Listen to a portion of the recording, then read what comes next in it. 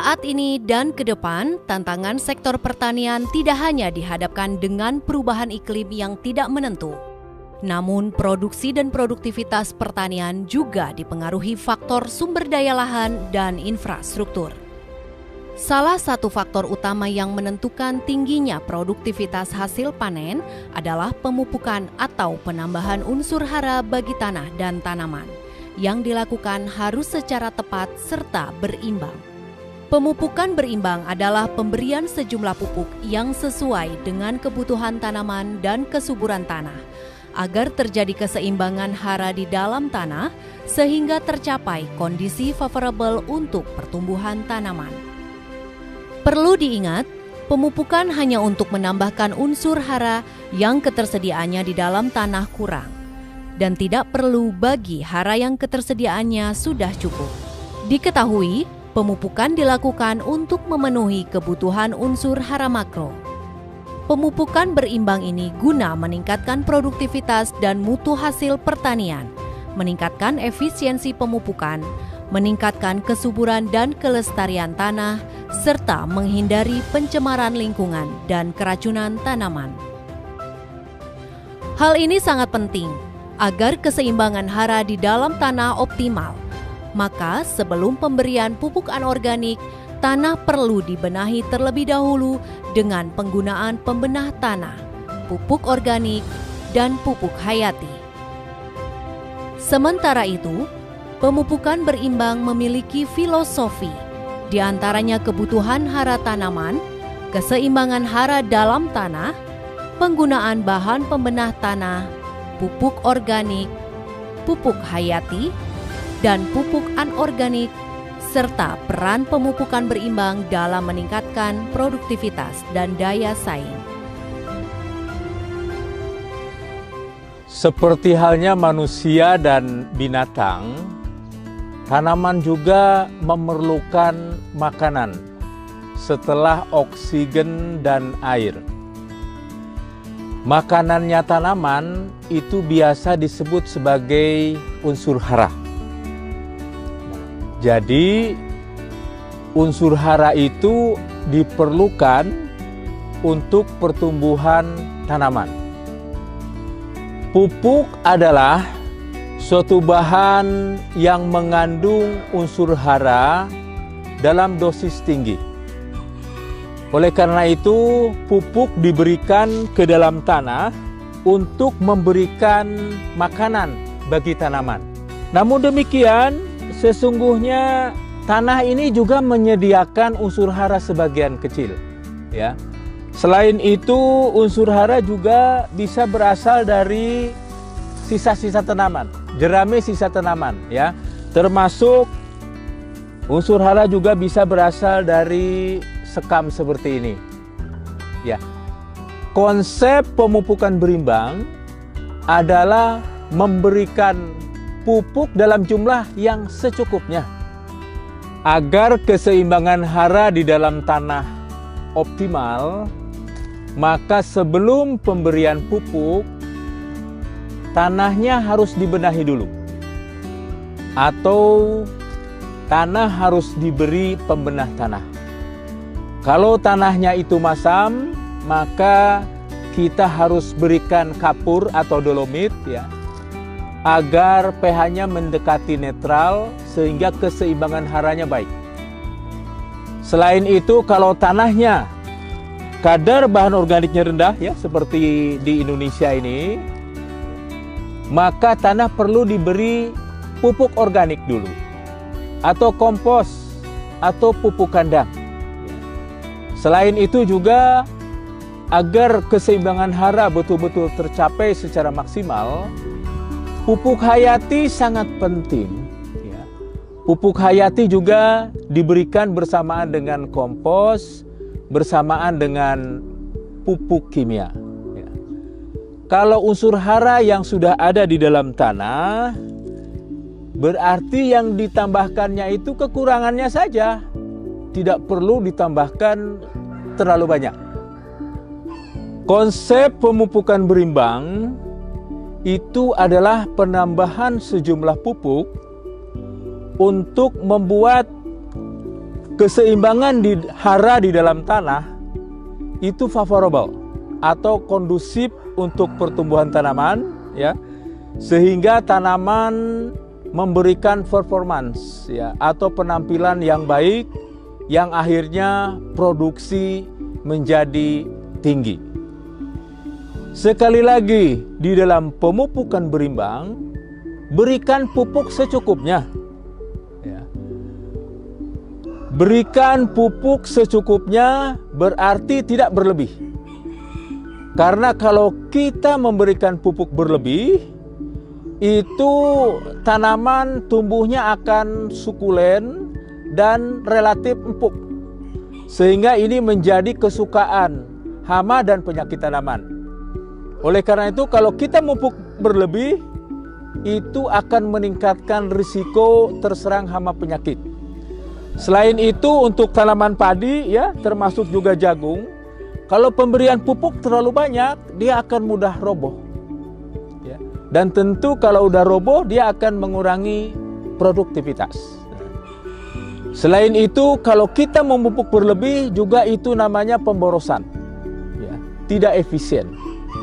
Dan yang paling penting, kalau kita memupuk berlebih, maka pupuk tersebut, ya, seperti halnya urea, itu karena dia sifatnya mudah larut, dia akan mudah pergi kemana-mana. Dia akan mudah terinfiltrasi ke dalam tanah, akan mudah juga hanyut, sehingga mencemari badan air dan mencemari lingkungan pertanian.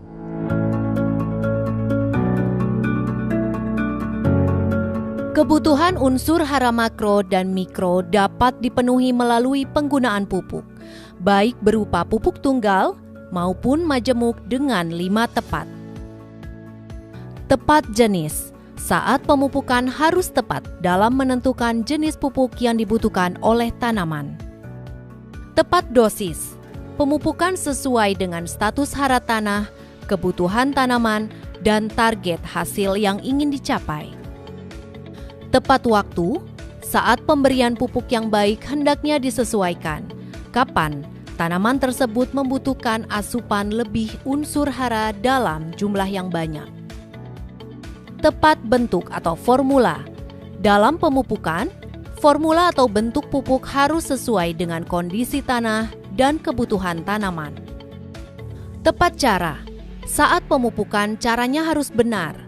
Jika salah, akan membuat pupuk terbuang sia-sia ataupun tercuci oleh air dan menguap sehingga tidak dapat diserap langsung oleh tanaman.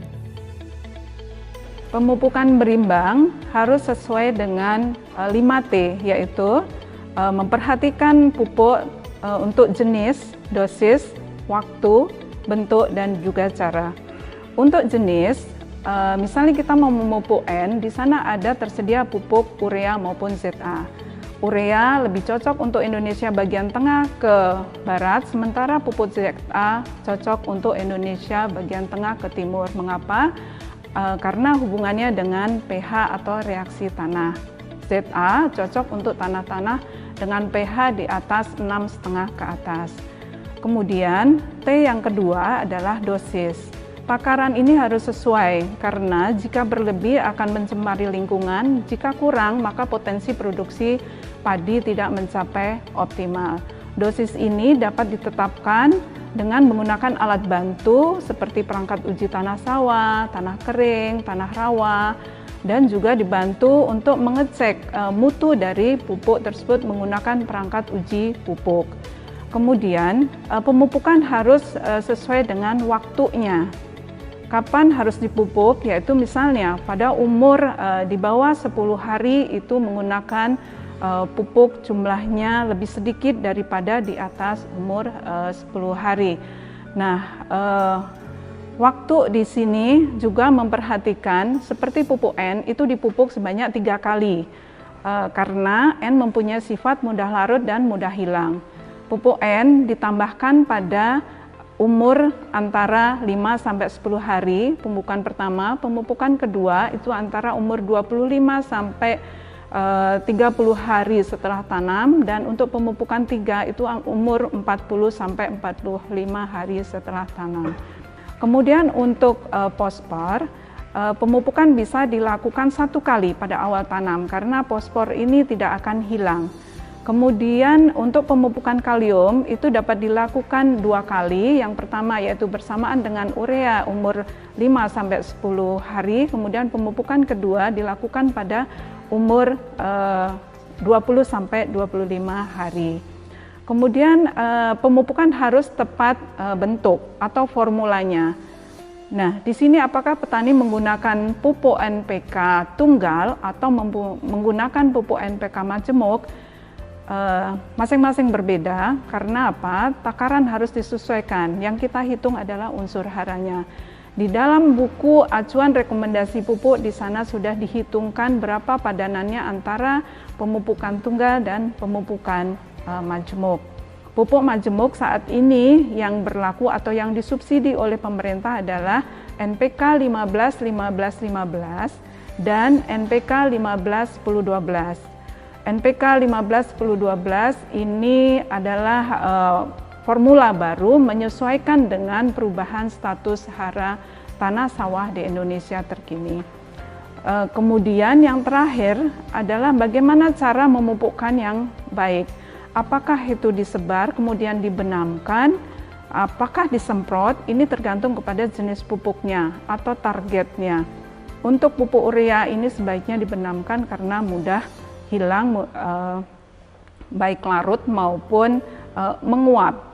Untuk pupuk yang lainnya disebarkan kemudian bisa dilakukan dengan menginjak-injak tanah agar masuk ke dalam area perakaran. Berbicara tentang pemupukan berimbang, Badan Litbang Pertanian telah menghasilkan produk-produk inovasi yang mendukung pemupukan berimbang.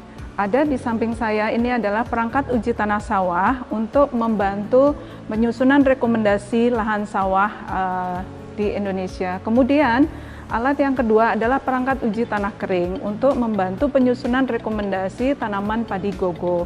Kemudian yang ketiga ini adalah perangkat uji tanah rawa untuk mendukung penyusunan rekomendasi spesifik lokasi untuk lahan rawa. Dan apabila rekomendasi ini telah tersusun dengan baik, maka dibantu oleh perangkat uji pupuk yang berada di paling kanan ini adalah untuk mengetahui apakah pupuk yang diukur ini sesuai dengan kadar di dalam kemasannya. Dan juga ada alat bantu lain yang berupa buku acuan rekomendasi pemupukan NPK per kecamatan se-Indonesia. Masing-masing mempunyai fungsi yang berbeda-beda. Maksudnya adalah untuk perangkat uji ini adalah lebih spesifik lokasi yang dipergunakan oleh petani dan penyuluh, sementara buku dan peta ini adalah untuk acuan alokasi pupuk.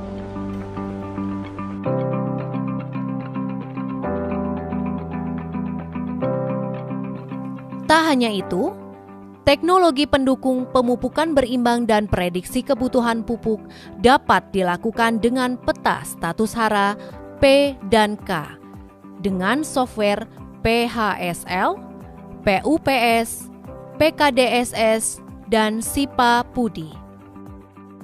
Peta ini biasa digunakan untuk penyusunan kebutuhan pupuk, kalender tanah, dan rekomendasi pupuk spesifik lokasi. Sementara, penyusunan rekomendasi pupuk spesifik lokasi dapat menggunakan perangkat uji tanah, PUTS, PUTK, PUTR, PUHT, dan penggunaan bagan warna daun. Dalam pemupukan, seringkali petani tidak melakukan dengan benar, sehingga berdampak pada seberapa besar manfaat pemupukan tersebut terhadap pertumbuhan dan produktivitas tanaman. Manfaat bagi petani yang didapatkan dengan pupuk berimbang yaitu adalah pertama untuk keadaan tanaman yaitu bisa tumbuh subur, tumbuh gembur, dan juga nantinya diharapkan produksinya akan mendapatkan produksi yang sangat bagus dengan arti produksi maksimal.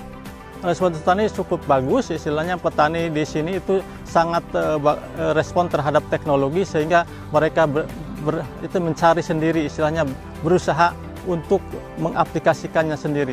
Pupuk berimbang itu sangat drastis sekali menaikkan hasil produksi bagi kedelai itu, karena di dalam pertumbuhan kedelai aja sangat jauh dengan tidak memakai pupuk berimbang. Kalau tidak memakai pupuk berimbang itu produksinya agak kurang. Kebetulan pernah pada tahun 2018 ya, waktu itu memang optimal banget, jadi keadaan curah hujan bagus, terus pupuknya masuk semua, sehingga bisa menghasilkan 10 ton per hektar, Pak. Itu luar biasa. Pemupukan berimbang sejauh pengetahuan kami, yang pertama-tama sebelum kita melaksanakan pemupukan, diadakan juga uji tanah, ya. Uji tanah, kebutuhan atau apa yang dibutuhkan oleh tanah tersebut. Baru setelah diuji tanah, kami menyiapkan pupuk yang dibutuhkan para petani untuk kebutuhan tanaman. Yang pertama, manfaat itu adalah tambahannya hasil, ya. Tambahannya hasil itu manfaat dari pemupukan berimbang. Dari 5,5 kepada 6,5 itu sudah 1 ton, malah sampai 2 ton bisa lebih dengan pemupukan. Yang kedua dengan biaya, tadi biayanya bisa ngirit, ya. Artinya berapa kali mupuk, tiap ini dipupuk. Nah, dengan berimbang ini alhamdulillah tidak istilahnya terus-terusan biaya yang keluar untuk biaya pemupukan. Itu bisa ngirit. Pemupukan berimbang dapat dilakukan dengan mengombinasikan penggunaan pupuk anorganik, pupuk organik, dan pupuk hayati yang optimal untuk meningkatkan produktivitas dan produksi pertanian secara berkelanjutan dan ramah lingkungan. Demikian informasi tentang pemupukan berimbang dan cerita pengalaman sejumlah penyuluh dan petani melakukan pemupukan. Semoga bisa menjadi manfaat dalam menentukan kesuburan lahan guna tingkatkan produktivitas pertanian.